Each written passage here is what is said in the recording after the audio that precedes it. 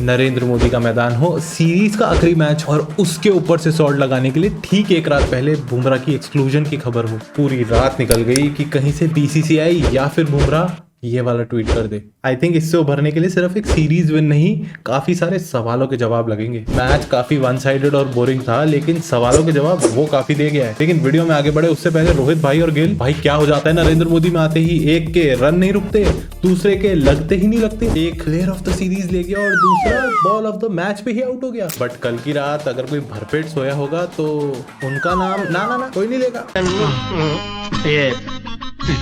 ये लो मेरे गरीब दोस्त। देखो कोहली का सीन क्लियर है, उसका फॉर्म वॉर्म का लफड़ा नहीं है, उसकी एज लगनी ही लगनी है। बस चैंपियंस ट्रॉफी में लगे, उससे पहले शतक वतक बन जाए, काम हो जाएगा उनका। But a very early prediction तुम लोगों को पता होना चाहिए, जब टूर्नामेंट में कोहली हाईएस्ट रन गेटर रहा है, इंडिया या आरसीबी वो टूर्नामेंट तो नहीं जीते हैं। 2014 से वर्ल्ड कप और 2016 का आईपीएल।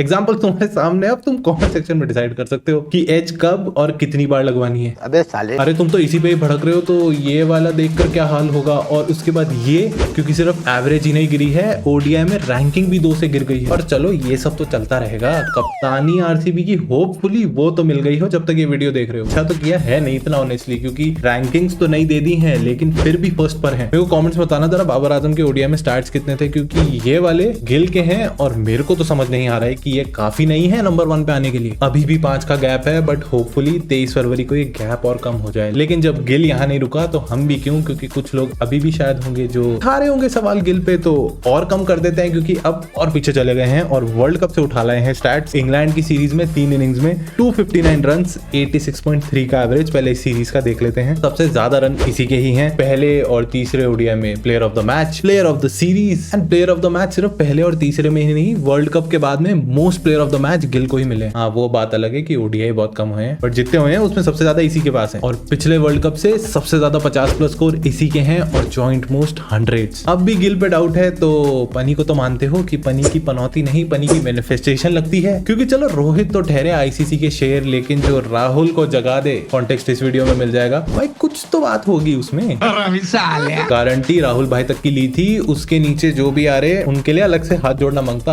और हार्दिक भाई इसमें एक्सक्लूडेड है, उनके लिए वो इंजरी वाला एंगल भी तो है ना। देखो जोक्स असाइड, बट जिन सवालों की मैं बात ऊपर कर रहा था, टॉप और मिडिल ऑर्डर ने तो अपनी फॉर्म दिखा दी है, लेकिन जितना प्रेशर बॉलर्स पे है उतना ही प्रेशर फिनिशर पे भी है, क्योंकि बुमराह नहीं है। और जितना कुशन उन बॉलर्स को चाहिए होगा वो फिनिशर ही प्रोवाइड करेंगे।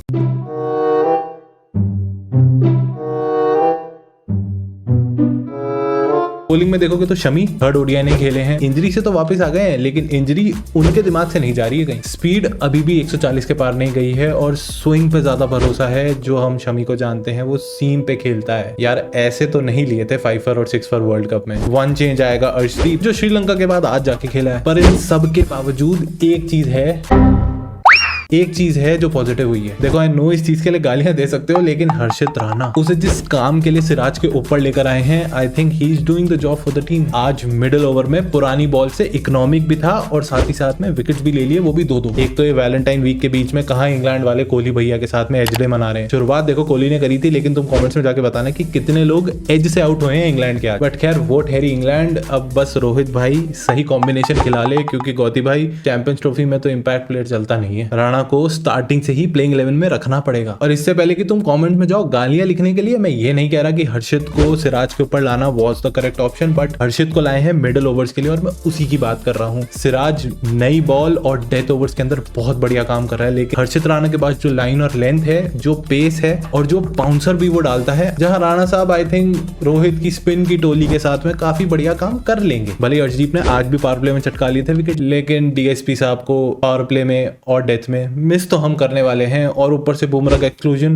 मेरा का रिएक्शन था वो इस शॉर्ट्स में मिल जाएगा। और चैनल को कर लो सब्सक्राइब, क्योंकि प्लेइंग 11 की शॉर्ट्स वो बहुत जल्दी आने वाली है। और अगर चैंपियंस ट्रॉफी पे डिटेल्ड रिएक्शन चाहते हो, डिटेल्ड रिव्यू चाहते हो, तो कमेंट में बता देना। मिलता हूं इंस्टा के इस वाले ग्रुप पे या फिर स्क्रीन पे आ रही किसी वीडियो में। तब तक के लिए